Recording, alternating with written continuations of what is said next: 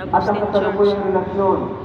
Hindi upang hatulan siya, kundi upang hikayatin siyang uminom ng tubig na magbibigay ng buhay, ng tubig na magbibigay ng buhay na walang hanggan.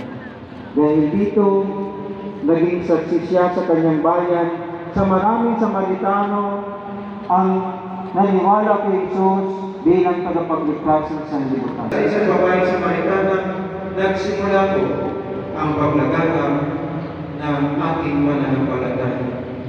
Sinabi ni Jesus, ang aking pagkain ay ang gawin ang kalooban ng nagsusugo sa akin na nagpapaalala sa atin na ang tunay na gawain ng Diyos ay pagkaani ng mga kaluluwa, hindi ng material na bagay. Mga kapatid, ang personal na pagkakakilala natin kay Kristo ay magiging susi ng ating pananampalataya. Kaya kung mahalaga na magbigay po tayo ng oras, palalimin natin ang ating relasyon kay Kristo. Dahil dito, magiging malalim ang ating pananampalataya dahil nakikilala natin kung sino si Kristo sa buhay natin bilang isang tagasunod niya, bilang isang Katoliko. Ngayong ikatlong linggo ng Kwaresma, diyan po natin dumaloy ng tubig ng balon sa ating Ebanghelyo, sa ating mga puso.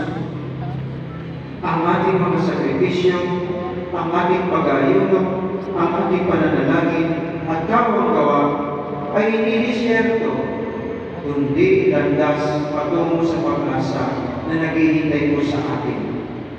Huwag nating salungatin ang Panginoon. Tulad ng sinasabi sa salmo natin ngayon, Panginoon, inyong dinggin, huwag niyo siyang salungatin.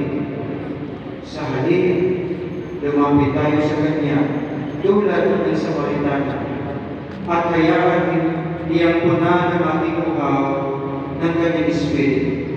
Magbalik loob tayo ngayon. Ibulong o ikumpisa natin ang ating mga pagkukulang. Tanggapin ang Kanyang kapatawaran at maging tunay na saksi tayo ni Kristo tulad ng mga Samaritano. Ang Kwaresma ay nag-aanyaya po sa ating mga kapatid na uminom tayo ng tubig ng buhay at maging bukal ng pag-asa para sa ating kapwa.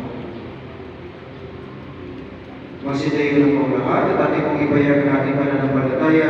Sumasampalataya ako sa Diyos ang makapangyarihan sa lahat, na may gawa ng langit at lupa.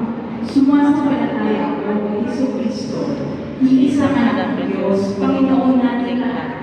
Katawang tao siya na lang ng Espiritu Santo. Ipinanganak ni Santa Maria Rene.